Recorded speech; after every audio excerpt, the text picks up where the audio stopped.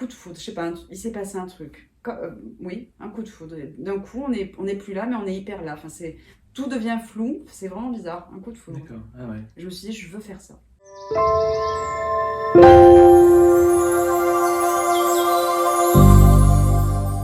Bonjour à toutes et à tous, bienvenue donc pour ce nouvel épisode de Ne laissez pas vos rêves sans surveillance, toujours sur ce nouveau format. Je vais recevoir à nouveau un invité, une invitée en l'occurrence.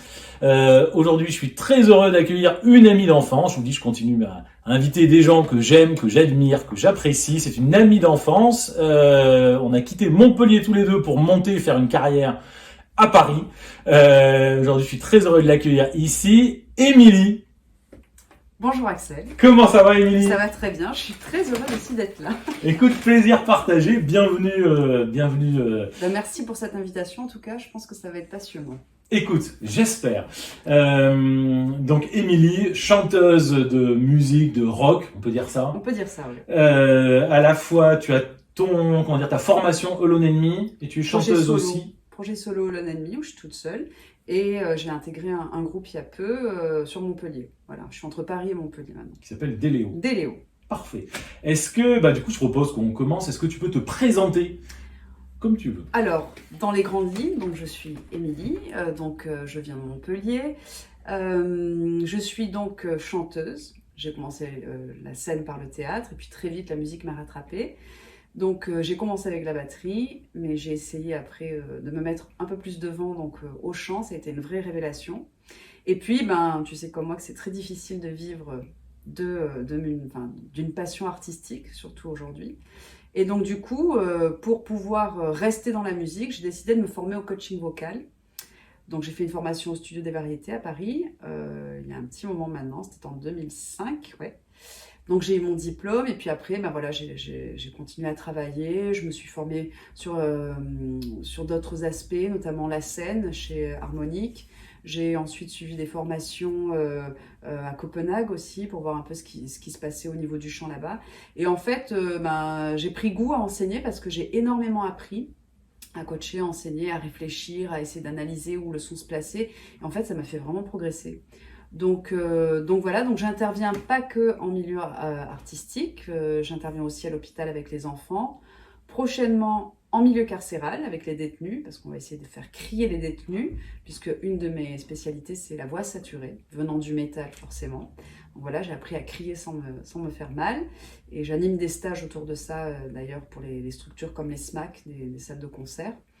Et puis, depuis pas très longtemps, je travaille aussi en entreprise pour la prise de parole en public, des conférences sur les pouvoirs de la voix, sur les bienfaits du travail vocal. Et ça, c'est vraiment passionnant de travailler avec des gens qui n'ont pas accès à ce milieu artistique et qui sont spontanés, qui sont frais. Et pareil, je fais vraiment des ponts entre tous ces milieux. C'est vraiment intéressant et très, très enrichissant, que ce soit pour... mon travail au niveau professionnel et artistique. Aujourd'hui, tu dirais la répartition entre ton activité d'artiste pure, chanteuse, que ce soit sur Alone Enemy ou Déléo, et ton activité autour de la musique, mais en entreprise ou en prison, voilà. C'est quel pourcentage à peu près la répartition, tu saurais le chiffrer? Oh, c'est compliqué. Bon, on va dire 70% professionnel. Quand je dis professionnel, c'est ce qui me permet de gagner ma vie. Et 30% artistique. Je fais un petit break avec Alone Enemy parce que pendant 10 ans, faire tout toute seule, bon, même si j'ai eu quelques acolytes avec moi à des moments donnés, et puis quelques musiciens avec qui j'ai pu jouer. Du coup, 10 ans toute seule, voilà, j'avais besoin d'intégrer du coup un groupe pour libérer un petit peu l'aspect justement gestion, tournée, tous ces trucs-là. Voilà. Donc voilà, je dirais 70% professionnel et 30% artistique. Tu as toujours voulu être artiste et toute petite, tu savais que tu ferais ça ou Ouais, c'est vrai. Ouais. Ah ouais, moi je pensais que j'allais être comédienne. D'ailleurs, mon père me dit toujours, tu aurais dû être comédienne. T'as pas fait Florent à un moment? Non, j'ai été recalée joliment au conservatoire de Montpellier. Mais ça m'a pas dérangée parce que quand j'étais dans la salle d'attente donc pour passer, j'ai eu des angoisses, me dire mais ces gens sont vraiment étranges. Ah ouais? J'ai eu l'impression d'être avec des saltimbanques. Enfin, c'était vraiment C'était vraiment étrange. Mais bon, non, j'ai été recalée. Par contre, j'ai travaillé avec Galabru. Et ça a été ouais, une petite revanche par rapport à cet échec du conservatoire parce que c'était un stage qui était animé par son fils et sa belle-fille. Et puis, à la fin du stage, Michel Galabru en personne venait, on auditionnait devant lui, on lui présentait, on faisait le spectacle. Et on était deux sur 10, je crois, comédiens et comédiennes, qu'il a voulu avoir sur sa tournée.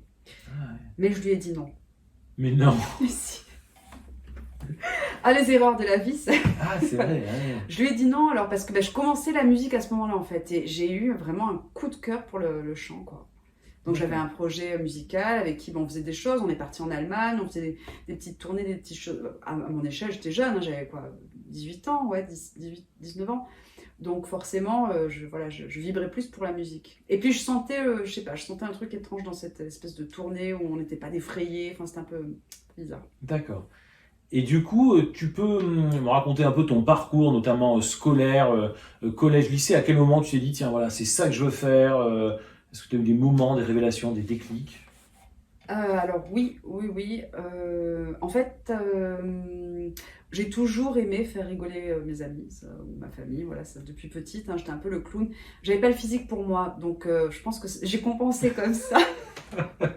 Je me suis dit, bon, l'école, c'est pas ton truc, parce que je comprenais rien, je suis dyslexique, je comprenais rien, donc il me fallait vraiment du temps. T'étais pas bonne élève? Ah non, alors j'étais assidue, très assidue, donc je limitais la casse. Mais je comprenais pas, il me fallait vraiment beaucoup de temps pour comprendre.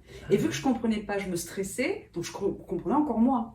Ah ouais, tiens, c'est marrant, j'ai pas du tout cette image Ah ouais, de toi. non. Mais j'étais hyper assidue parce que je savais qu'il fallait que je travaille beaucoup plus que les autres pour arriver à limiter la casse. D'accord.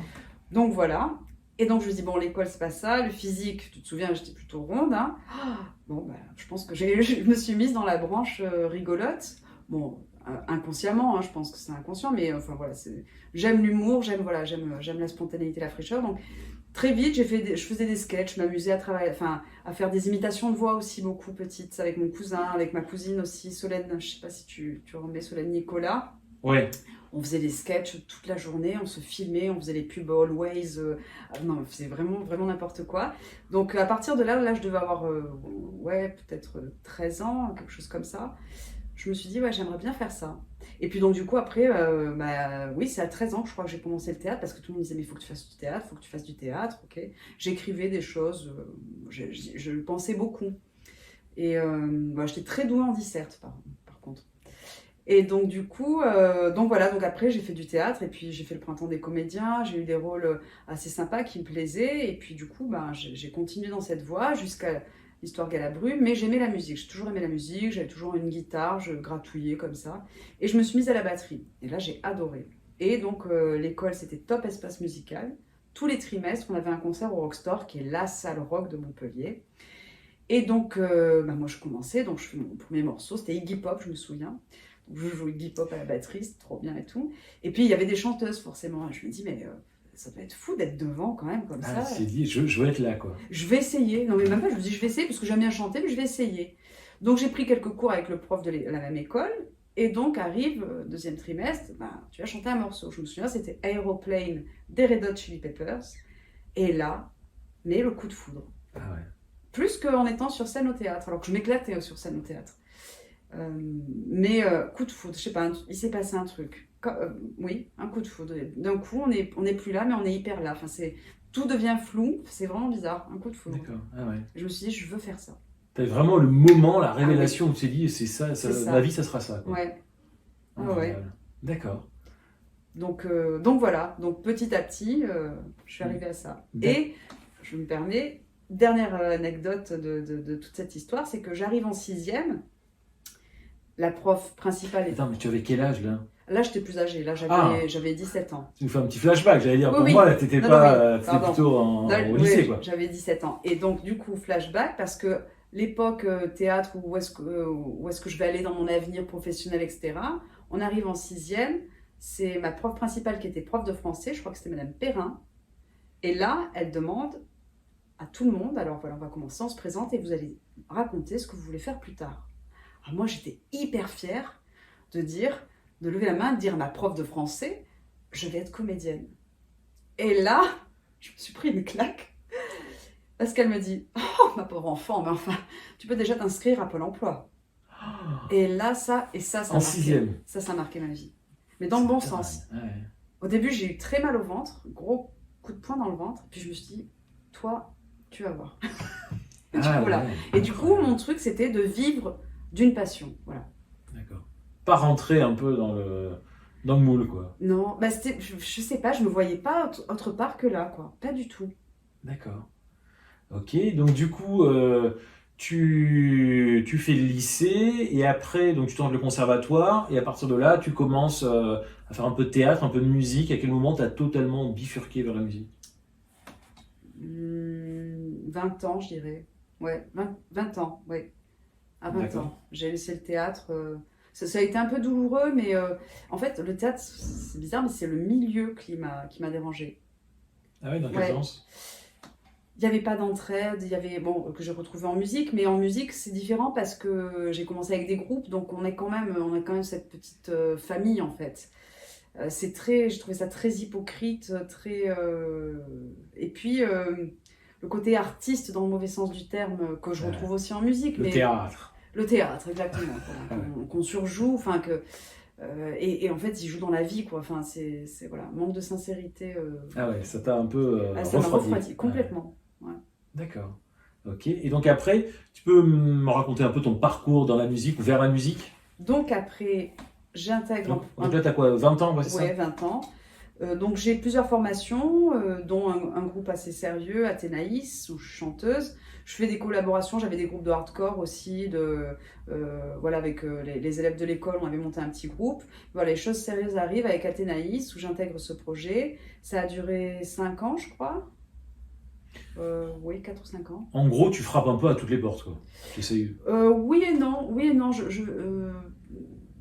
Non, je vais là où c'est sérieux, là où ça me semble sérieux. Voilà. Ah ouais, tu avais une notion quand même un Ah peu oui. professionnelle du truc, Je quoi. voulais faire... Et alors surtout, oui, c'est que ma mère m'a dit, bon, à 18 ans, qu'est-ce que tu veux faire? Alors, oui, j'ai intégré la fac de lettres à Montpellier pour faire prof d'espagnol, parce que j'adorais l'espagnol.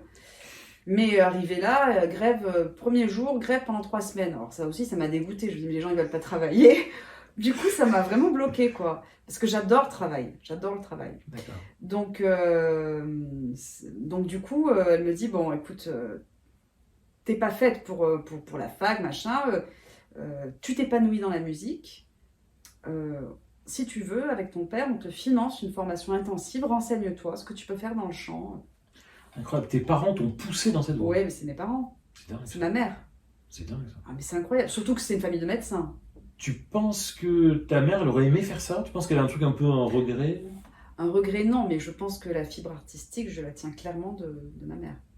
Elle peint, elle écrit comme dans un livre, elle parle comme dans un livre. Non, elle est farfelue, ma mère, dans le bon sens. Elle est artiste, quoi. Ah, complètement. D'accord. Complètement. D'accord. Et donc c'est elle qui t'a poussé vers là. Ouais. Et du coup, bah, moi j'ai eu très peur. Mais comme c'est elle qui m'a poussée de la maison. Bon, maintenant t'as 18 ans, tu prends un appartement. Je dis, maman, je suis bien là. Non, il faut couper le cordon. D'accord. Ah ouais. Donc elle a été très... Mais alors, j'en ai beaucoup voulu de tout ça. Hein.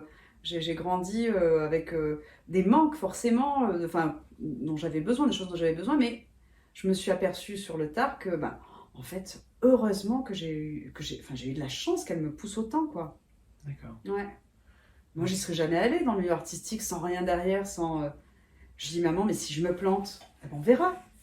Mais elle me dit, par contre, voilà, et elle m'a dit, tu fais, mais tu fais propre et tu vises le must. Et ça, donc en gros, tu as quand même dans tes projets, c'est ça, le côté sérieux, professionnel. On Ouais. n'est pas là à refaire le monde autour d'une bière en terrasse, quoi. On bosse. Ah oui, oui, complètement, on bosse. Après, on va boire la bière. Mais on bosse. Là, c'est marrant, moi je suis aussi dans cette optique. Tu vois, peut-être c'est le fait, alors je sais pas, est-ce que j'étais comme ça à la base, d'avoir, je trouve, les deux pieds à la fois dans la partie entreprise avec mes formations et puis écriture, où je trouve effectivement, que ce soit dans la littérature, les gens qui écrivent, dans le théâtre, il y en a beaucoup qui le font un peu en dilettante, en disant je parle d'inspiration et tout. Non, tu bosses, quoi. C'est Vraiment, ça. t'écris, quoi. Mais c'est ça. Et ça ouais, je trouve qu'il y a une espèce d'équilibre. Et moi, je vois, quand je reviens en entreprise, au bout d'un moment, il me fatigue un peu. Je me dis, bah, les mecs, vous pourriez être un peu plus artiste, un peu plus créatif. Ouais. Et donc, du coup, il y a une espèce d'équilibre. Oui, mais c'est hyper, ouais, c'est hyper complémentaire, quoi. Ouais. Mais c'est important, je trouve que c'est important parce que, même d'ailleurs, sans parler du côté artistique, les milieux professionnels dans lesquels j'évolue, enfin, je veux pas changer, je veux pas me mettre que dans l'artistique, je veux pas... Parce qu'au bout d'un moment, effectivement, on s'enferme dans des choses, quoi. Alors que d'avoir cette ouverture, et c'est surtout que ça développe vraiment la faculté d'adaptation. Voilà. Et je trouve ça merveilleux, quoi. Parce qu'on se découvre dans des situations... Alors j'accepte des trucs, des fois je me dis, putain, mais qu'est-ce... Oh, mais où est-ce que je vais me trouver, là? Et en fait, voilà, l'instinct de survie, voilà, on se met en difficulté, et c'est dans la difficulté, je trouve, qu'on s'invente, quoi. J'adore ça, moi. Ah, c'est chouette. Donc en gros, aujourd'hui, si, je sais pas, par exemple, tu avais un album, un titre qui explosait, que tu pouvais faire que de la scène, tu penses que tu continuerais à Ah oui, oui. à faire autre chose à côté, Oui. un peu des coachings et trucs Ah oui. Si je peux, mais bon, après, exploser, je pense que, enfin, je sais pas si ça va arriver, mais Ouais. on verra. Mais Mais en tout cas, tu t'épanouis suffisamment Ah oui. à côté pour... aujourd'hui, en fait, si tu veux, aujourd'hui, j'en suis vraiment... J'adore ce que je fais, j'adore... Je me dis, mais j'ai de la chance, quoi. Je voyage, bon, même si je visite pas les... Je n'ai pas le temps, mais quand même, je rencontre du pays, je vois du pays, je rencontre des gens, donc j'adore.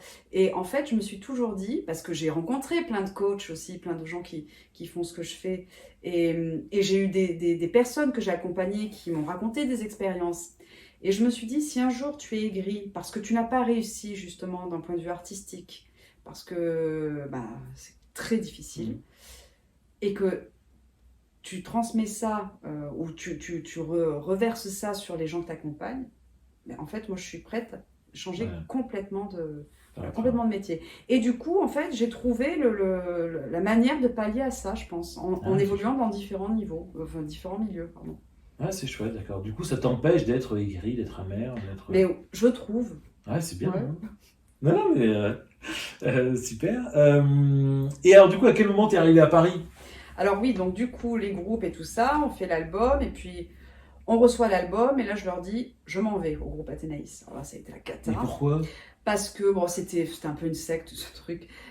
Il y avait deux frères, un cousin, et puis voilà, ils étaient beaucoup plus âgés que moi, je gérais beaucoup de choses, et puis au bout d'un moment, je stagnais. Et je me souviens, c'est Fifi du Rockstore, aussi une rencontre importante, qui m'a dit, écoute, ne reste pas à Montpellier, t'as autre chose à faire, toi.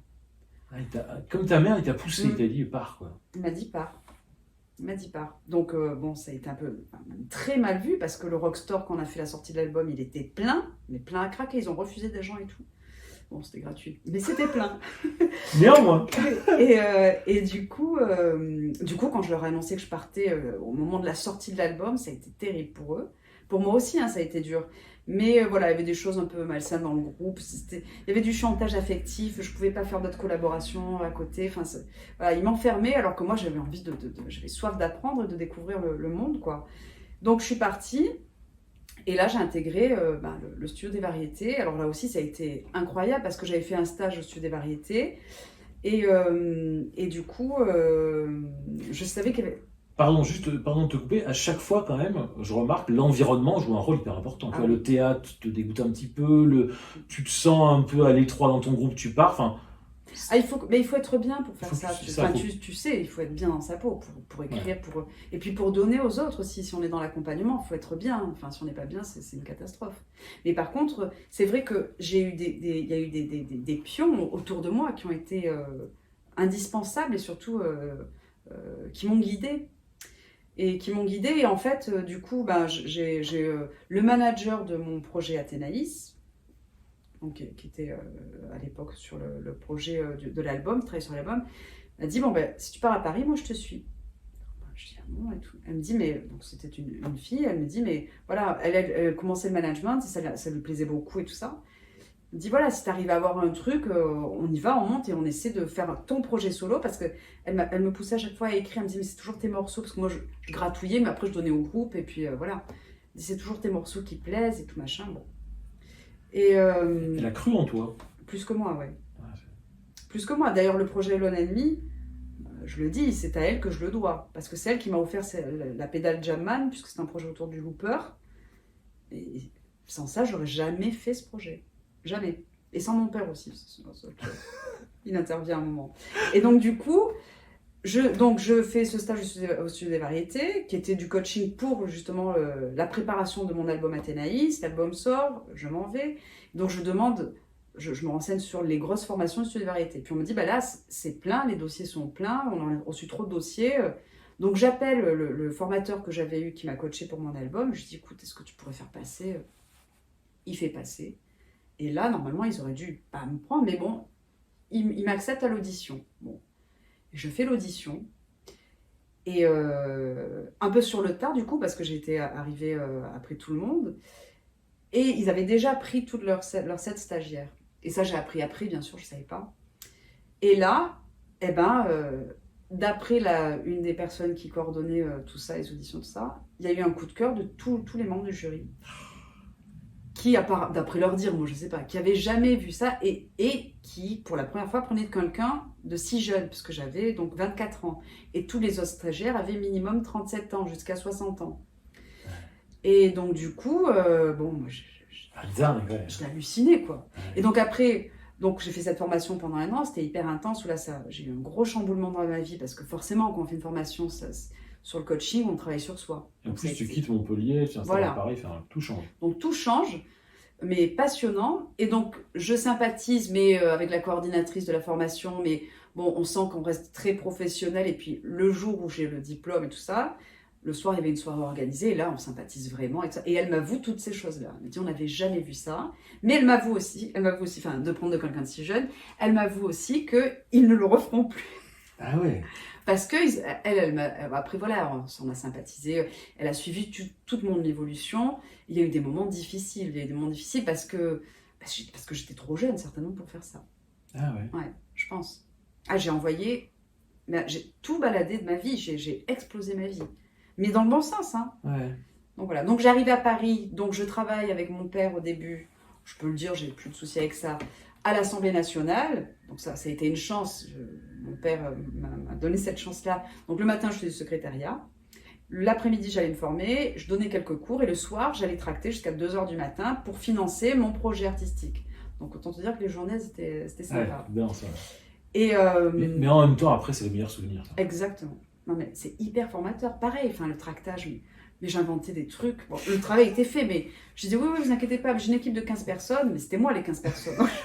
C'est pour ça que je durais jusqu'à 2h du mat. Mais c'était super, parce que voilà, je pouvais financer mon projet artistique avec cet argent-là. Voilà. Les mensonges des artistes. Quoi. Ouais. Ah ouais. Je vais te raconter un truc, je crois l'avoir jamais raconté, moi, ce que j'ai fait. Te dire à quel point tu peux être un peu pathétique parfois quand tu fais un truc artistique. Moi, j'ai écrit le manuel de mise en scène. Et je suis convaincu que ce bouquin est vraiment un truc hyper important dans le théâtre. Il y a, je crois, 3-4 ans, j'ai regardé en fait et ça m'énervait qu'il ne soit pas référencé bien partout dans toutes les médiathèques. Je me suis créé une fausse adresse mail. J'ai écrit, je crois, aux 100 plus grandes médiathèques de France en leur disant, écoutez, je suis client de la médiathèque, il faudrait acheter ce truc et tout. Et j'en ai plein qui m'ont dit, vous avez raison, c'est un bouquin de référence. Et voilà. Donc j'ai dû écouler, je sais pas, 30-40 bouquins comme ça. C'est super. Sous une fausse adresse mail. Ouais. Donc normalement, maintenant, si tu vas dans les médiathèques à Louviers ou à, je sais pas où, à Lyon, normalement, tu auras mon bouquin en rayon. Ah, c'est super. Mais ça marche. Alors je rebondis parce que là, ça me rappelle... Le mec a aucune fierté, quoi. Ah mais attends, ça me rappelle quelque chose. Donc moi, j'ai eu Alone Enemy après. Voilà, j'avance un peu dans le temps. Mais Alone Enemy, bon, c'était difficile de garder les équipes et tout ça. Et puis mon manager avec qui, on était très proches parce que forcément, c'est une histoire c'est un coup de cœur, quoi, en fait. C'est quelqu'un qui manage comme ça, qui vous connaît par cœur. Bon, au bout d'un moment, la vie fait que, besoin d'autre chose, besoin d'évoluer dans un autre milieu et tout ça. Donc je me retrouve sans manager. Bon, je me dis merde, comment je vais faire et tout. Bon, j'ai essayé, moi, d'appeler, ça marchait pas. Et ben, je me suis créée comme toi.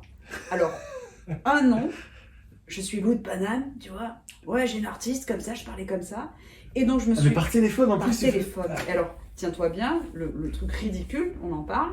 Donc, Lou de Paname qui laisse des mails, machin, mais sur mon numéro. J'ai pas, voilà... Et là, je me souviens une fois, j'étais pas très bien et tout, et ma sœur vivait en Martinique à l'époque. Et j'avais un plan pour un festival en Martinique. Et donc, je vois à un moment, j'ai eu un gros coup dur à un moment, et donc j'étais à la limite de pleurer, et je vois le numéro Martinique pensant que c'était ma petite sœur qui m'appelait. Et là, de voir ça, j'étais émue, je pleure, je dis ouais, Chacha. Et là, Lou. Excusez-moi, je parle trop, je t'entends pas trop. L'autre Paname. Et là, en fait, c'était le mec du festival qui m'appelait. Oh, la honte. Et pareil, j'ai une coordinatrice de stage qui m'appelle pour faire que j'intervienne pour un coaching voix. Elle me laisse un message et tout. Et j'avais oublié que j'avais laissé sur ma messagerie. J'avais pas dit vous êtes sur le numéro de Lou parce que c'était Émilie. Donc vous êtes bien au numéro 06, machin, mais avec cette voix-là.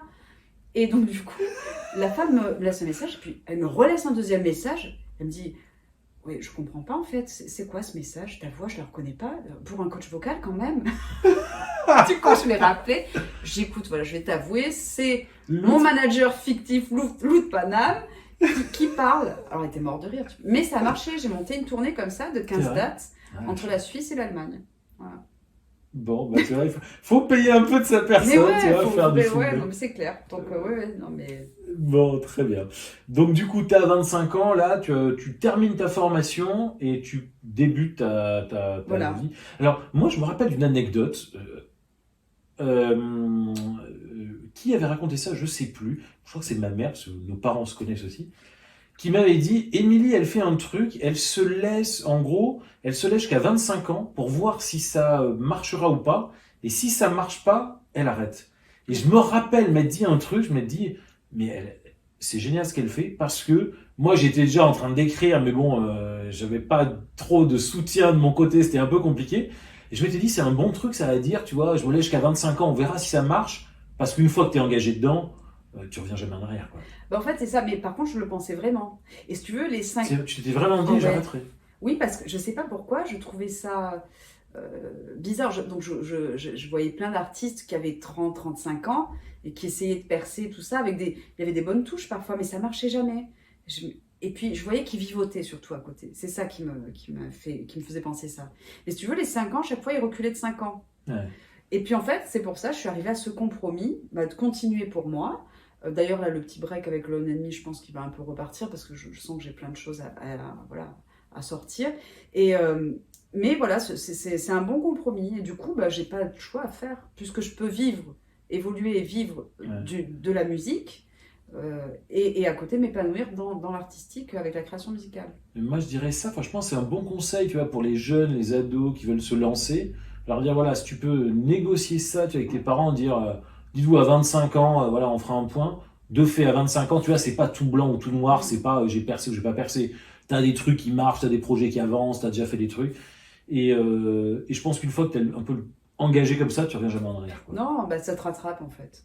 Ouais. Ça te rattrape vraiment. Mais moi, j'ai pas dit ça pour mes parents, parce que mes parents. Ouais, toi, ils s'en foutaient. Bah ouais, au contraire, même. Ouais, il n'y a jamais eu de. Mais c'est peut-être ça aussi qui m'a motivée à. Enfin, j'avais pas ce stress-là, quoi, de leur prouver quoi que ce soit. J'avais rien à leur prouver parce que. Bon, je pense voilà, je leur avais prouvé, je pense, pendant mon enfance que j'étais assidue parce que justement toutes ces difficultés faisaient que je devais travailler plus. Donc, je pense qu'ils se sont jamais vraiment souciés de moi. Enfin, souciés de moi, dans le sens où elle rebondira toujours, je pense. D'accord. Ils ont vu que tu étais sérieuse, quoi. Oui, voilà. Ça, le sérieux, oui. Après, la tête, c'est autre chose. Les maths, par exemple, c'est pas ça. C'est pas toi qui fais les comptes de tes tournées, quoi. Ah non, pas du tout, c'est une catastrophe. Non, mais je suis assidue, mais il me faut du temps, quoi. D'accord. Alors, j'ai appris que les dyslexiques avaient 2 secondes de retard sur le reste de l'humanité. Voilà. Ah bon? Donc 2 secondes plus 2 secondes, ça fait, quoi. Ok.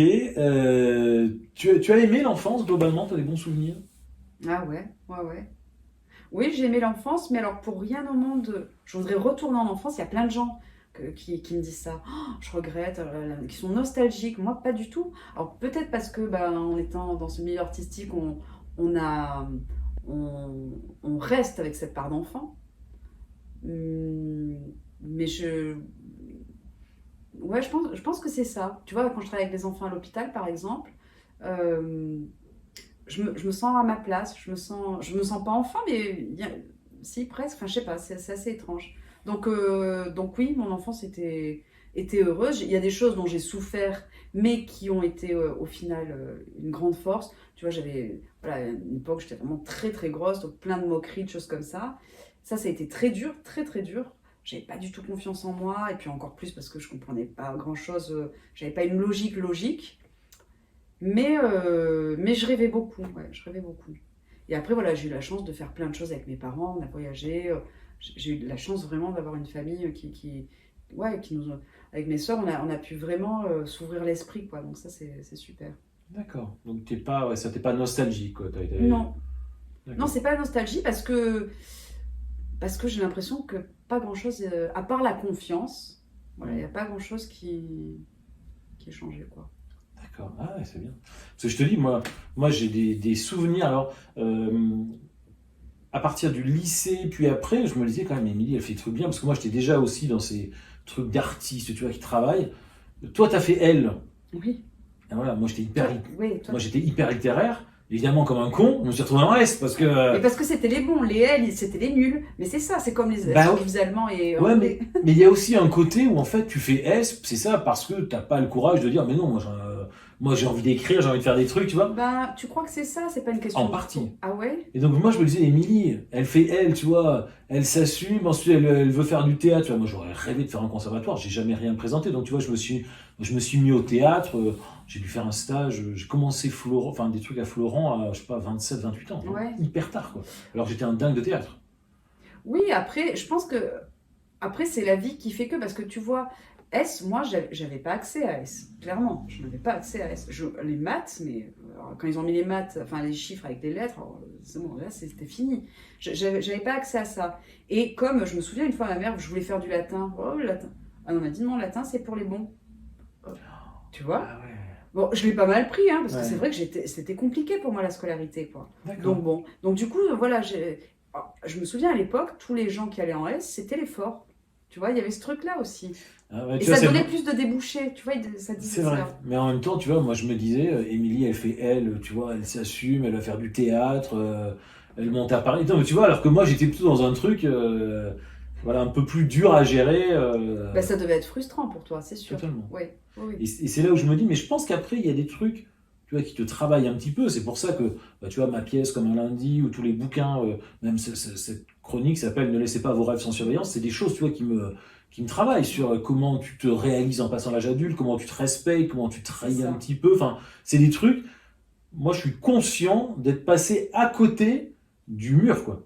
C'est-à-dire que j'aurais pu me retrouver comme un con dans un bureau à la Défense à détester ma vie et mon job. Tu vois, ça s'est joué vraiment à pas grand-chose, quoi. Oui, mais regarde, tu l'as pas fait, ça t'a rattrapé. Ça m'a rattrapé. Mais oui. Non, mais ouais. La vie est pas si mal, finalement. Ah, moi, je fais confiance à la vie. Voilà. Ah ouais, c'est... Je dis ça tout le temps. Je fais confiance à la vie. Quand il y a un truc, je lâche prise. Depuis peu. Hein. C'est vrai. Ah, c'est bien, ça. Ah, mais en fait, la vie, elle est plus simple. Mais vraiment. Ah ouais, t'arrives à faire ça. À être dans Pas le tout lâcher le prise, temps, dans la mais confiance. oui, à 80% du temps, oui. Ouais, Ouais. c'est bien, ça. Ah, moi, je suis totalement dans le contrôle, l'hyper-contrôle. Mais je l'étais avant. Moi, je lâche jamais prise. Mais c'est bien de lâcher prise. Alors, Non, mais c'est bien, petit t'as conseil, moi je me suis mise à l'apnée. Alors là, c'est le lâcher prise total. Ouais. En piscine. Alors en piscine et en mer. D'accord. Et là, tu es obligé de lâcher prise. Si tu lâches pas prise, tu peux pas descendre. Ah ouais, c'est bien, ça. Ah, c'est génial. Ouais, alors moi, tu vois, par exemple, j'en discutais, enfin, j'en ris avec des copains. Moi, je ne prends jamais de bain, par exemple. Je déteste le bain, la sensation du bain. Tout le monde me dit, ah, prends un bain, ça te détend. Putain, mais non. Ah, moi... t'es détendu. Ah, mais moi, le matin, je prends une douche écossaise. C'est-à-dire, c'est chaud et après, je termine la douche glacée. Tu vois, Ah, j'ai mais besoin d'un truc qui ça, me oui. fout une tarte dans la gueule, quoi. Oui, mais tu peux faire ça dans le bain. C'est bain et douche à la fin. Putain, la planète. Entre la dévanne. Non, mais tu fais des petits bains. Mais oui, moi aussi, je me douche à l'eau froide. Ouais, je finis par l'eau froide. Ah oui, il faut ça, quoi. Ah oui, un coup de fouet, quoi. Bah, bien sûr. Attends, on n'est pas là pour. Non, mais. D'accord, donc t'as aimé. Bon, t'es pas nostalgique. Et je te demande c'est quoi ton rapport au temps? T'as des regrets? Tu es stressé par rapport à l'avenir? C'est quoi ton rapport?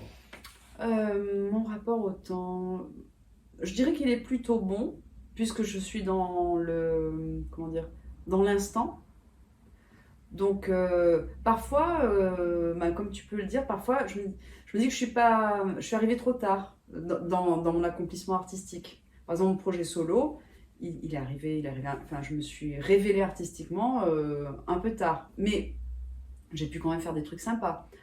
Donc j'ai pas de regrets parce que, en fait, j'avais des objectifs, faire de la musique, voyager et faire de la musique. Je suis allée en Allemagne, je suis allée en Belgique, je suis allée au Japon pour faire des concerts. J'aurais jamais pensé faire ça, quoi. Ouais. Donc, ce que je disais à mon psy, hein, oui, parce que je suis un psy, comme tout le monde, mais on est en train de se quitter. Je disais, en fait, je peux mourir demain. Ah, t'es zen par rapport à ça. Ah ouais, complètement. Ouais, t'en porteras pas de regrets dans ta tombe, quoi. Non, je crois pas. Je crois pas. Putain, Pour l'instant, attends, je te dis ça se trouve. Non, mais c'est bien. Tu l'évites un peu, là. T'es tellement zen. Mais je sais pas. Non, mais c'est bien. Mais fais de l'apnée, tu verras. Ouais, c'est ça. Non, t'as raison. Alors que moi, je suis totalement dans le... Je suis stressé. Enfin, un peu paradoxal. Je me dis, si je meurs demain, je suis heureux de ce que j'ai fait, de ce que j'ai laissé, Ouais. mais j'ai encore... Ah oui, mais j'ai encore des tonnes de trucs à accomplir. ça, Et d'accord. je me dirais, mais c'est pas possible. Je peux pas mourir demain. Ah mais moi non plus, je pense. J'ai trop de projets dans les cartons, là. Mais on est d'accord, moi aussi, j'ai envie de faire plein de choses, j'ai envie de découvrir plein de choses. Mais par contre, voilà, c'est peut-être parce qu'il y a eu cet accomplissement et personnel et professionnel qui fait que je peux aujourd'hui dire ça. Enfin, je me sens bien, quoi. Si tu rencontrais la petite Émilie, Ouais, je la rencontre tous les jours, hein. qu'est-ce que tu lui dirais? T'inquiète pas, ça va aller pour toi. D'accord. Donc assez... ouais, t'es en confiance maintenant. Ouais. La petite, elle était pas en confiance, hein. D'accord. Mais ouais, je lui dirais ça. Tu la rassurerais. Mais je la rassure tout le temps. Quand je dis je lui parle tous les jours, c'est vrai. Tous les Ouais. matins, je vais courir, par exemple, tu vois, je fais mon truc. Je pense beaucoup à plein de choses. J'ai du stress aussi, mais j'arrive à le mettre de côté, si tu veux, en rassurant la petite Émilie. Et ça, c'est des choses que j'explique aux artistes. C'est qu'il y a un travail, tu vois, on travaille l'artistique, on travaille la technique, mais il y a un travail que le coach ne peut pas faire, c'est le mental de l'artiste. Euh, c'est de soi à soi. Et je me souviens de concerts où j'avais vraiment du stress, la voix sortait pas, et j'ai vu cette image où je rassurais mon enfant, donc moi petit, où je la serrais très fort dans mes bras. Et là, je me suis rencontrée, en fait, c'était assez bizarre, mais je me suis rencontrée, et là, le lâcher-prise a commencé là. Ouais. Donc quand il y a un stress de ne pas arriver à un truc, je lâche prise, je rassure la petite Émilie, parce que c'est elle qui angoisse. Et voilà, je relativise, j'essaie de prendre du recul et d'anticiper aussi, de visualiser les problématiques futures. Et bon, ok, il se passe ça, s'il se passe ça, je fais ça. Du coup, quand j'arrive et qu'il y a des problématiques, je suis plus zen pour les gérer. Ah, d'accord. Tu réfléchis beaucoup, tu t'interroges beaucoup sur ta vie, ta carrière, c'est des trucs qui te préoccupent beaucoup? Ma vie, ma carrière, non, pas vraiment. C'est ma légitimité. Enfin, je veille à toujours remettre en question mes interventions, par exemple, tu vois, D'accord. parce qu'on travaille avec de l'humain, donc c'est jamais le même process. Ça fonctionne pas toujours de la même façon, pas toujours comme on veut. Et en fait, c'est l'inconnu qui me faisait extrêmement peur. D'ailleurs, je pense que mes parents ils doivent rigoler parce que tu dois te souvenir, moi je pouvais pas dormir chez les amis petite, très souvent je pleurais. Ouais, c'est vrai, j'ai des souvenirs de ça. Ah ouais, il fallait venir me chercher et tout. Ouais. Quand j'allais chez Géraldine à Assas, mon père il pestait quoi, minuit. Donc, et là, et en fait, voilà, ce lâcher prise. GG. GG, ouais. On salue GG. Qui est toujours là, hein, d'ailleurs, hein, je la vois toujours, elle est bien rigolote. Mais du coup, voilà, ce lâcher prise, je pense. En fait, c'est un juste équilibre à trouver. Tu doutes beaucoup quand même. Je doute de ne pas faire de mal aux autres, en fait, c'est ça. De pas soit faire de mal, soit de pas faire de l'esbrouf, soit de pas. Voilà. Ouais. Je doute de la fiabilité de ce que je propose, de ce que je fais. Mais oui, je doute tout le temps. Ouais, c'est terrible les artistes, hein. Ce rapport à la confiance en soi est quand même hyper compliqué. Mais en contrepartie, je n'ai pas l'impression de ne pas avoir confiance. Il y a plein de points sur lesquels je n'ai pas confiance et plein de points sur lesquels je me sens bien. Mais oui, mais on en a besoin du doute, sinon on ne fait rien. Ouais. Quelqu'un qui ne doute plus, il se repose sur ses acquis, il ne fait plus rien. Ouais, c'est marrant. Je pense que c'est vraiment un truc. Moi, j'ai l'impression lié quand même au au métier, entre guillemets, aux carrières artistiques, moi je vois, j'oscille vraiment entre les deux. Tu vois. Par moment, je te dis le manuel de mise en scène, je me dis, putain, mais ce truc est génial, il restera 50 ans après ma mort, on bossera encore dessus. Et puis ensuite, je me dis, mais qu'est-ce que c'est que cette daube? Comment je peux travailler autant pour un truc aussi nul? Et je suis effondré pendant 3 jours, tu vois. Ouais, mais c'est ce qui fait la richesse de l'artiste, j'ai envie de dire. Je pense que ça rend aussi les artistes un peu invisables. Alors, ça c'est un autre sujet. Non, mais tu crois pas? Bah oui et non, parce que finalement, ces choses-là, quelqu'un qui n'est pas dans l'artistique va retrouver ces problématiques-là au quotidien, des problématiques similaires dans des thèmes différents, tu vois. Enfin, Ah, tu crois? ah, je crois, oui. Je crois. Moi, je pense quand même, à mon avis, les artistes, on est quand même un peu narcissiques, tu vois, à se regarder le nombril, à dire je suis dans quel état d'esprit, est-ce que je me sens bien pour écrire ce bouquin, pour ça. Bah, tu vois, il y a quand même plein de professions où tout le monde s'en tape, quoi. Tu vas bosser et puis point barre. Tu crois pas? Ben, je sais pas, parce que moi, je me pose pas ces questions-là. Ah ouais. En fait, il y a un truc, je fais tout dans le... Moi, si je n'arrive pas à... C'est un besoin, en fait. Donc, il y a un truc... Tu vois, quand je dis, je sens que... Tu vois, quand j'étais sur mon projet solo, s'il y avait des semaines où je pouvais pas chanter, toucher la guitare, et c'est... Enfin, bah, en fait, c'était comme une envie de pisser, quoi. Enfin, il fallait que ça... Tu vois, il fallait que je fasse quelque chose, quoi. Je me pose pas la question, parce que sinon, j'étouffe, en fait. Tu vois. Ouais, c'est vraiment un besoin, quoi. C'est physiologique, c'est un truc... tu vois, si je touche pas à une guitare, si je vibre pas, en fait, si je vibre pas, de toute façon dans tous les domaines, mais si je vibre pas, je m'ennuie, je meurs, donc il y a un besoin viscéral de, tu vois, comme une bouffée d'air, quoi. Lié, quoi, ton hypersensibilité, un truc comme ça, une façon de sentir le monde un peu plus forte que les autres, je sais pas. Je sais pas, parce que l'hypersensibilité, je dirais oui, et du coup, je suis devenue hyper pas sensible. C'est-à-dire que j'arrive vraiment à faire abstraction de l'hypersensibilité, à être, j'appelle ça bunker, tu vois, en mode focus et plus rien ne me touche. D'accord. Je suis obligée à l'hôpital, par exemple, tu vois, avec les enfants. Ah ouais. Parce que des fois, tu ne revois pas. Ah Donc, ouais, donc, du coup, je peux jouer un peu des deux. Enfin, j'arrive à switcher, c'est comme une pédale. Tu penses que c'est cette sensibilité, cette vision de la vie qui t'oriente vers des publics un peu, comment dire, un peu fragiles? Tu disais les enfants à l'hôpital, les gens en prison.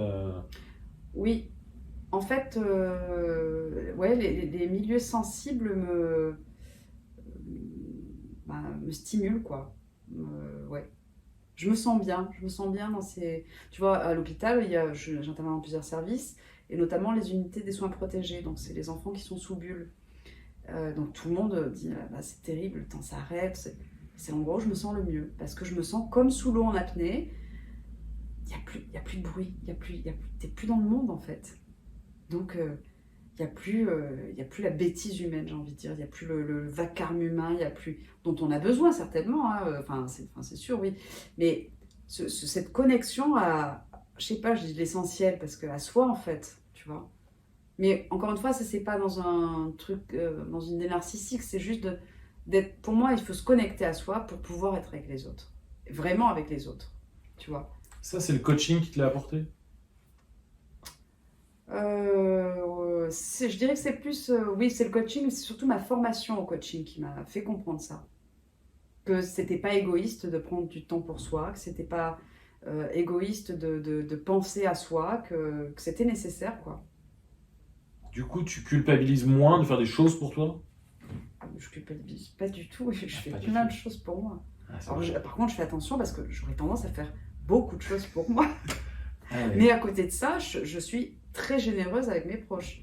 Et par contre, quand je décide que, voilà, si je décide quelque chose pour moi, si un élément extérieur ou une personne vient gêner ça, là, c'est compliqué, par contre. Là, c'est très compliqué. D'accord. Qui sont les gens qui t'inspirent, tes héros, tes héroïnes? Les gens qui m'inspirent, alors, beaucoup de musiciennes, musiciens. Je pense, ma mère m'inspire énormément dans dans sa folie. Alors, elle va détester quand je dis ça. Quand je dis folie, c'est que c'est quelqu'un de très sensé, de très posé. Enfin, tu la connais, hein, tu vois. Mais elle a une vivacité d'esprit, une clairvoyance, un fonctionnement. D'ailleurs, les gens qui la côtoient, elle s'est révélée sur le tard, ma mère. C'est ça qui est marrant, quoi. Et du coup, voilà, elle m'inspire beaucoup. Et puis, elle fait tout. Enfin, elle sait tout faire, quoi. C'est un truc, je comprends pas. Elle sait tout faire. Elle venait sur mon chantier, elle donnait des idées à l'architecte, au maître d'œuvre, enfin, ils hallucinaient tous. Enfin, non, elle sait tout faire, vraiment. Donc, elle m'inspire beaucoup. Sa force m'inspire beaucoup. Sa force de caractère aussi. Et cette capacité à s'autosuffire. Voilà. D'accord. Elle ne pas dépendre des autres. Ouais, oh non. D'accord. Donc ça, elle m'a appris ça aussi beaucoup. Puis mes sœurs aussi l'ont. Hein. Donc voilà, après, qu'est-ce qui m'inspire voilà, les musiques. J'ai été fan de Skunk Anansi, qui a été une inspiration, parce que pareil, ça a été un coup de cœur, grosse claque, tellement une claque énorme que je me souviens plus du tout du concert. Je me souviens une vague d'émotions qui m'a mise par terre, quoi. Ouais. Ouais, ça aussi, je me suis dit, waouh. Il y a ça, il y a mon père aussi, de par son côté travailleur. Et puis voilà, beaucoup de musique dernièrement. Celle qui m'inspire, c'est, je ne sais pas si tu connais, je t'invite à la découvrir si tu ne connais pas, c'est Anya Rani, pianiste. Non, mais elle n'est pas très connue, hein, mais pour moi, j'ai une révélation. Voilà. Donc voilà, après, ce qui m'inspire, les éléments de la vie, les gens que je rencontre, les choses que je peux vivre, les enfants à l'hôpital. Très souvent, à l'hôpital, quand il se passe des choses, il ne se passe rien, mais il se passe des choses très fortes entre la maman et l'enfant. Très souvent, jusqu'à il n'y a pas plus tard que la semaine dernière, j'ai fait une impro qui devient un morceau. Hein. Je dis n'importe quoi, je fais du yaourt. Et là, la dame, ce morceau est magnifique. Voilà. Je lui dis, je ne vais pas lui mentir. Je dis, écoutez, ça ne veut rien dire. Parce que j'étais elle ne parlait pas anglais, donc elle croyait yaourt. Complètement. Et je lui dis, merci, parce qu'en fait, ça va faire un morceau, ça va faire un très beau morceau. Enfin, je vais me régaler à le chanter. Quand je dis très beau morceau, tout ça c'est subjectif, mais quand je dis très beau morceau, c'est que j'ai besoin que ça me fasse du bien. Voilà. Donc voilà, toutes ces choses-là m'inspirent. D'accord, donc ta famille, tes proches. Oui, c'est plus des choses que je vis. Après, bien sûr, il y a des livres, des films, mais ça va pas m'inspirer. Il faut que je vive, pour l'écriture, il faut que je vive quelque chose pour que ça puisse sortir. Voilà. D'accord. Tu es très perméable au monde? Je suis les deux, je suis un peu les deux. Perméable, imperméable. J'arrive à switcher, quoi. Ça, c'est... Mais il y a des fois, oui, des fois, c'est catastrophique. Des fois, il faut que je mette les bouchons, le casque, je suis enroulée. Quand il y a eu le masque, c'était super parce qu'on ne voit pas le machin. Ouais. Donc voilà, très vite, je suis agressée. Et puis après, ça peut être vraiment comme... Alors, il y a le monde, il y a mon extérieur, mon intérieur. Quand je suis en coaching, voilà, je suis en stage, voilà, j'ai cette capacité à être imperméable, et à l'hôpital pareil. Ouais. Donc je suis un peu les deux. Mais c'est vrai que si tu me mets dans la rue seule, oui, je serais plutôt perméable, on va dire. D'accord. Ok. C'est quoi les rêves qu'il te reste? Quels sont les rêves qui te restent? Découvrir le monde. Ça, j'adorerais. Faire le tour du monde. D'accord. Idéalement en courant. Comment ça? En courant. En faisant, genre des marathons dans les villes, un truc comme ça? Non, pas des marathons, tu cours et tu fais le tour du monde. Ah d'accord. Ouais. Tu vois, tu cours, tu remontes, tac, tu arrives à la Belgique, tu remontes en courant. D'accord. Alors, ça, c'est pas banal comme... J'ai un projet, ça s'appelle J'irai courir pour vous. Donc j'ai fait un benchmark, je crois que ça s'appelle, enfin toute une étude. Mais bon, à mettre en place, c'est très compliqué. Et vu tout ce qui est logistique, les tracés là, des routes et tout, ça me stresse à un point parce que je suis nulle à tout ça. Donc il faudrait que je trouve une équipe. Donc ça, c'est un gros dossier. Donc c'est quelque chose que j'ai là, que je travaille un peu de temps en temps, j'y reviens. Ça, j'adorerais le faire, si mon corps le permet, parce que voilà. Mais je pense que si tu vas doucement, tu peux y aller. Donc ça, plonger encore plus profond en apnée, ça, j'adorerais pouvoir travailler plus l'apnée. Et puis après, ben oui... partir sur la route avec le groupe pour découvrir la vie de groupe sur la route. Voilà. Parce que je l'ai découverte, mais de manière assez furtive, on va dire. Et puis après, je l'ai un peu plus découvert dans mon projet solo.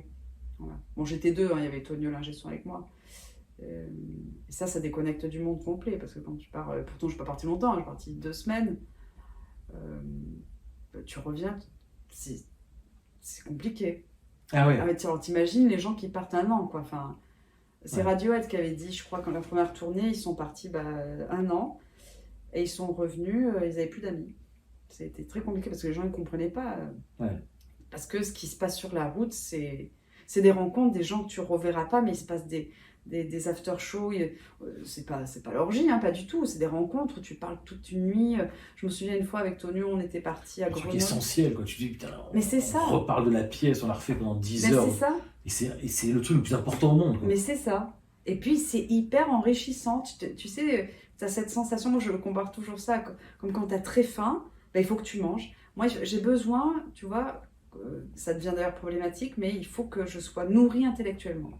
S'il n'y a pas ça, si j'ai pas mangé d'un point de vue intellectuel, et puis ce truc, ça me fait vibrer. J'ai besoin de vibrer tout le temps.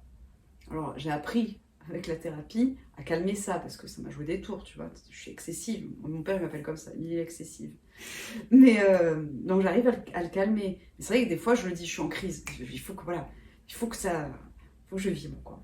D'accord, que tu manges ou que tu produises un truc, enfin ouais, ça, t'es un peu, Ah ouais, oui, un peu dans l'excès. Ouais. Ah ouais, tout le temps. Tu vois, quand je cours, bon là, je suis obligée, j'ai vieilli, puis j'ai fait des fractures de fatigue, mais je partais courir une fois, ça faisait presque 3 heures, tu vois. Mais je me rends pas compte, parce que je suis bien. Je sens que c'est ce truc dans le ventre, là, c'est une vibration calmante, c'est très bizarre. D'accord. C'est très bizarre. Et c'est quoi justement ton rapport à la scène?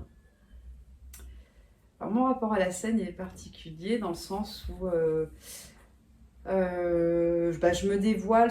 Ouais, je me dévoile. C'est une mise à nu. Et ça me permet, je pense, ça m'a aidé à gagner confiance aussi. Ouais, c'est une véritable mise à nu. Alors, c'est sans ce côté. Alors, si, quelque part, je pense que c'est narcissique parce qu'on te regarde. Mais si tu veux, si on regarde et qu'on critique, ça ne me dérange pas. Tu vois, parce que j'ai conscience qu'il y a des choses qui puissent choquer dans mes attitudes, qui puissent énerver, qui puissent mettre mal à l'aise beaucoup. Parce que je m'autorise tout, en fait. Enfin, tout. Oui, si, tout. Donc, vu que je suis quelqu'un d'assez lambda, je ne fais pas des choses, tu vois. Je n'ai pas de vices. Voilà. Mais par contre, je m'autorise tout. Il y a que là, et d'ailleurs c'est ce que je dis aux gens que j'accompagne, c'est là où on peut faire ce qu'on veut, où on a le droit de faire ce qu'on veut, c'est un temps pour soi. Donc il faut le prendre pleinement, quoi. Est-ce que tu as cette sensation, moi je trouve sur scène, d'être plus vivante? Ah oui. C'est un peu étrange ça. Hein. Ah oui. Ah oui, parce que tu es hyper là, quoi. Ouais. Tu peux pas ne pas être là. Si t'es pas là, donc c'est dans cette... j'aime pas trop ce terme parce que c'est très à la mode, cette pleine conscience de soi, tu vibres, donc oui, c'est la vie, quoi. Ah oui. T'es obligé parce que sinon tu surjoues et tu triches. Tu vois, c'est comme quand tu chantes, si t'es pas connecté à toi, t'es pas sur ta voix. Et ça, le public, il sait pas pourquoi, mais il va écouter 2 morceaux puis il va se barrer. Ah ouais. Ah oui, on peut pas tricher sur scène. Mais au théâtre, c'est pareil, c'est comme quand on surjoue. Ouais. Si tu surjoues la tristesse, bon, on n'a pas l'impression que t'es triste, quoi. Enfin, faut que tu ressentes la tristesse. Ouais, ça se sent. Mais moi, je trouve, ça, quand tu es sur scène, quand tu as des moments comme ça un peu forts, tu te sens plus vivant. Tu sens que quand tu sors de scène, je comprends ce que tu as dit sur Radiohead, la vie te semble fade, quoi. Mais c'est compliqué. C'est ça qui est dur. Tu dois dire, mais... Oui, mais c'est exactement ça. Pardon, non, vas-y. Je sais plus, je crois que c'était Robbie Williams qui avait dit, mais c'est normal quand tu chantes, tu vois, je crois qu'il avait fait Wembley ou un truc comme ça, enfin un énorme stade. Il a dit c'est normal que tu prennes de la drogue, quoi. Après, enfin il dit c'est pas normal d'entrer dans un stade à Wembley, de chanter devant 50 000 personnes, que tout le monde crie ton prénom. Déjà, jouer ton petit truc de Ouais. scène devant 5 personnes, c'est fort. Alors là, il disait, mais c'est normal que tu pètes un plomb, que tu te drogues. Enfin, Ouais. Ouais, non, mais je comprends. Et alors, tu vois, du coup, c'est marrant parce que les Beatles ont dit que s'ils avaient connu la méditation plus tôt, ils ne seraient jamais drogués. Et moi, tu vois, dans l'apnée, dans le travail vocal, dans la course à pied, je me suis aperçue, en fait, quand je te dis je pars 3 heures, c'est que je méditais. Parce que moi, je cours très tôt le matin. Et vu que je prends rien, l'idée, c'est que je fasse pas de bruit. Pour pas qu'il m'arrive quoi que ce soit. Et j'ai pas compris comment tu fasses pas de bruit. allez, je cours sans faire de bruit. Enfin, j'essaie de courir sans faire de bruit. Donc, je me mets un peu. Enfin, j'essaye, hein. Donc, du coup, je me mets dans une. Je sais pas comment expliquer, mais pas en lévitation, mais un peu. Il y a un truc. J'intériorise pour pas être sur l'extérieur, si tu veux, pour pas avoir peur, par exemple, tu vois, dans le noir. Parce que je cours des fois dans la forêt dans le noir. Ah ouais. Donc, du coup, pour pas avoir peur, j'intériorise. Et pour pas faire de bruit, j'intériorise pour calmer ma respiration. Donc, du coup, je me suis aperçue que je méditais, en fait, en discutant avec des gens qui étaient en méditation, avec mon psy aussi. Ben voilà, je me suis aperçue que je méditais. Et en fait, tout ça, ça m'a amené à un bien-être. Une fois que tu touches ça du doigt, tu peux plus. Enfin, oui, tu restes un peu là-haut, quoi. Et je pense que la drogue amène à ça. Je me suis jamais droguée. Enfin, j'ai tiré des lattes sur des joints, tu vois. Mais bon, ça me va pas du tout, je pense.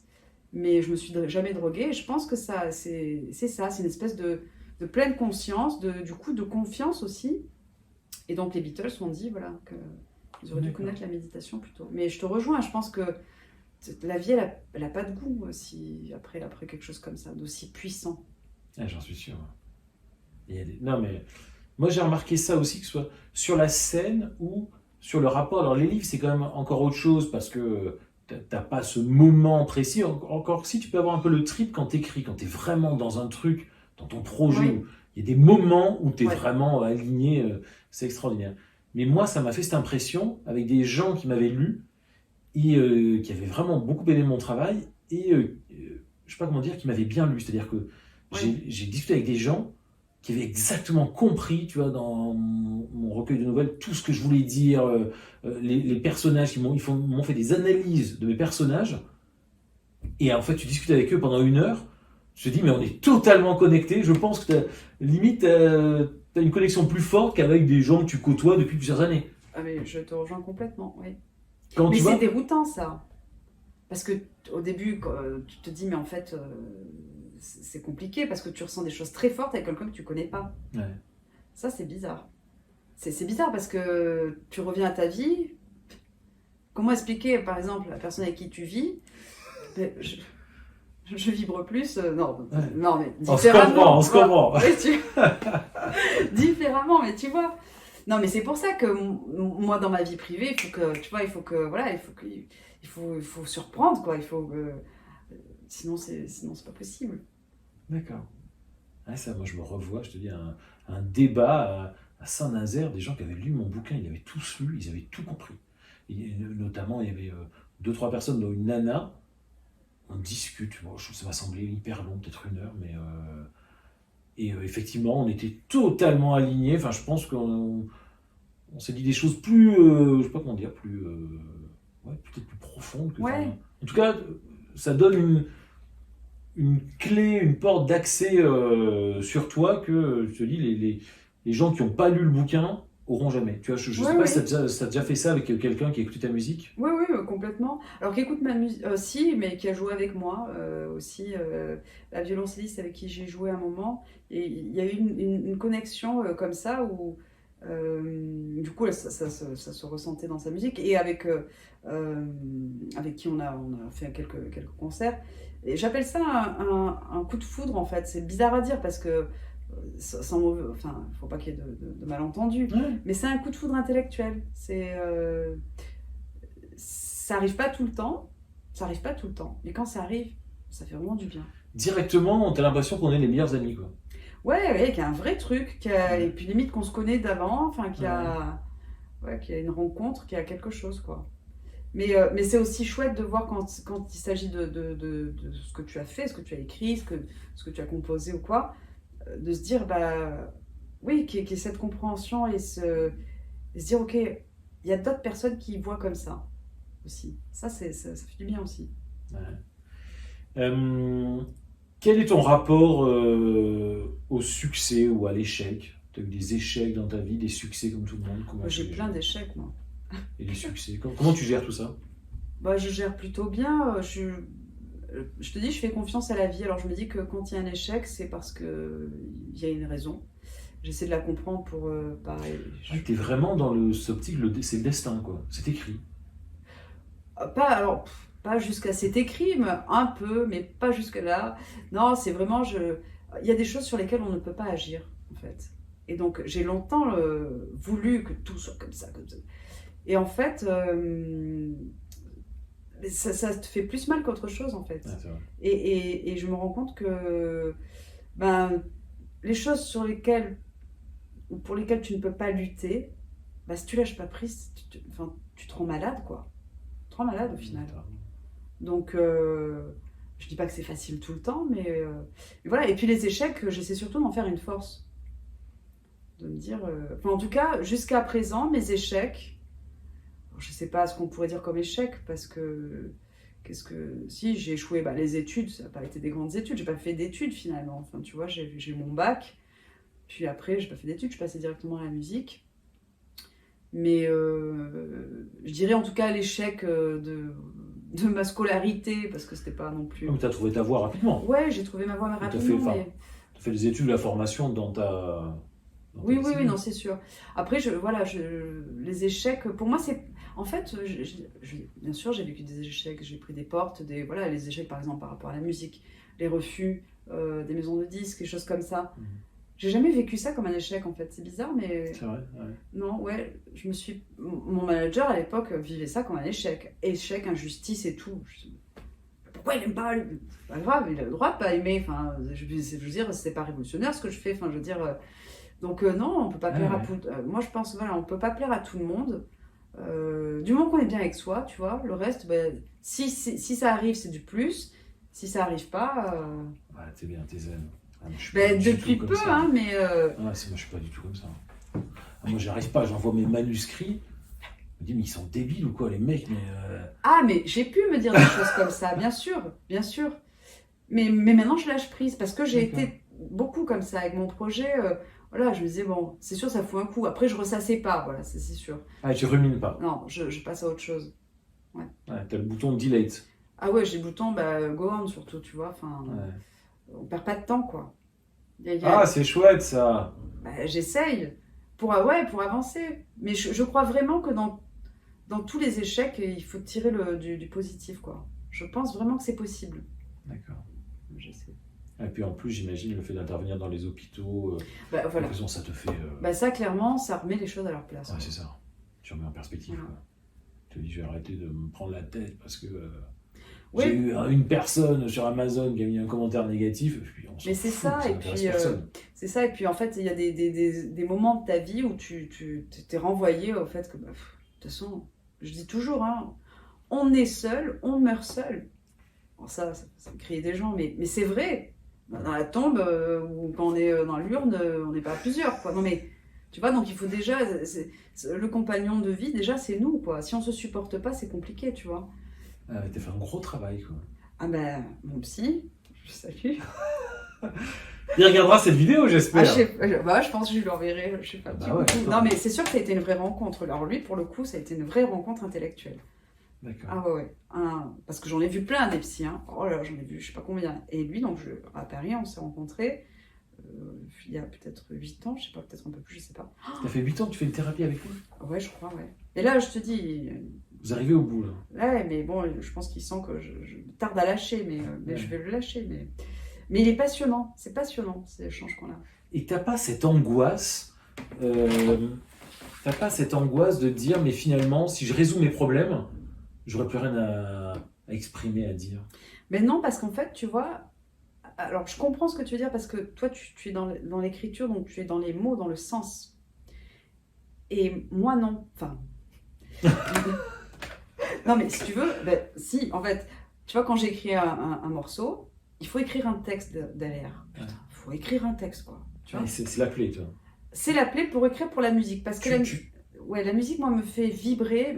Je sais pas comment expliquer ça, mais c'est le son qui me donne l'émotion. Donc c'est le son et la sensation du son dans la bouche qui me fait vibrer. C'est le son de la guitare dans le ventre qui me fait vibrer. C'est le son d'une grosse caisse de la batterie qui me fait vibrer. Par contre, j'adore écrire des trucs à côté, mais pas pour mettre en musique, tu vois. D'accord. Et ta clé d'entrée, c'est la musique, tu vois. ah oui, c'est le son. Moi, c'est le son. Ouais, c'est les Et notes, je peux pas me retenir, tu vois, si tu mets de la musique, je peux pas. D'ailleurs, en soirée, des fois, ça crée des catastrophes parce que j'en fais trop, mais les gens pensent que j'en fais trop. Mais non, c'est que je ne peux pas me retenir. Ça m'est arrivé d'être à des dîners, je te jure, hein, des dîners, donc tu ne danses pas quand tu es en dîner. Il y a une musique qui passe, ça me prend dans le ventre, je me lève, je ne peux pas ne pas danser. Je l'explique, tu vois, bon, c'est des gens que je connaissais, j'arrivais à me contenir maintenant, mais je peux pas, ça me fait un truc dans le ventre, ah, tu vois, comme ça, quoi. Ouais. D'accord, ouais, donc tu as plus ce côté, je sais plus qui a dit ça, tu sais, j'ai besoin de vivre mal pour écrire bien. Te dire, je l'ai plus, je l'ai eu, mais je l'ai plus. ce côté un peu torturé. Ah oui, torturé, mais moi je me suis fait mal, j'étais dans l'autodestruction, j'étais dans voilà, courir jusqu'à épuisement, faire le tour de Paris avec mes tracts, jusqu'à plus pouvoir monter les escaliers. Je me suis vraiment fait mal sur plein de plans. Et justement, la rencontre avec mon psy, ça a été la rencontre avec, on va se faire du bien, on va apprendre à se faire du bien. Ah, c'est bien. Et une fois que le corps et l'esprit ont touché ce truc-là de se faire du bien, c'est pour ça que je fais souvent des ponts en fait, et que je explique ça aux gens que j'accompagne pour l'artistique. Technique vocale, on s'en fout en fait, parce que la technique vocale, tout le monde l'a. Quand on travaille la technique vocale, le rôle de l'accompagnant, c'est d'essayer de comprendre et d'amener la personne à enlever les verrous que le corps a pu mettre en place, les mécanismes de protection, pour que ça fonctionne mieux, tu vois. Et donc, du coup, quand le corps il a compris ça, une fois, deux fois, il ne veut plus retourner à la douleur. Ah ouais, vraiment. Et donc, du coup, je leur dis souvent que quand on n'a pas le temps de travailler, c'est pas grave, parce que si, alors, bien évidemment, tout le monde ne fait pas un travail sur soi, mais moi, je me suis aperçue, tu vois, des fois où tu n'as pas le temps, tu es en stress parce que tu ne peux pas travailler, tu ne peux pas écrire, tu ne peux pas composer. Et bien, en fait, vu que dans ma vie privée, je réfléchis beaucoup, je suis en analyse, je remets en question toujours ce que je fais, tout ça, je progressais d'un point de vue personnel, et techniquement parlant, au niveau de la voix, ça s'ouvrait, alors que je n'avais pas bossé. Ça, c'est un truc de dingue. D'accord, ouais, donc quand tu te sens mieux, ça se traduit dans la façon dont tu t'exprimes. Ah oui, complètement. Ouais. Ah, c'est chouette. Voilà. Bon, super, merci Émilie, je crois qu'on arrive au bout de cette interview. Qu'est-ce que je peux te souhaiter pour la suite? De continuer à être sur cette lignée du lâcher-prise. T'es bien là. Ouais, c'est cool, franchement c'est cool. Et puis après que les projets fonctionnent, hein, on a l'album avec Delo qui sort le 27 janvier, ouais. Ok. Donc déjà premier single sur WeFM, c'est pas mal, hein. Ouais. Ah yes. Ouais. Donc voilà, donc écoute, non, j'espère que tout va continuer à rouler comme ça. Écoute, on suivra ça. Merci beaucoup. Parfait, merci à toi.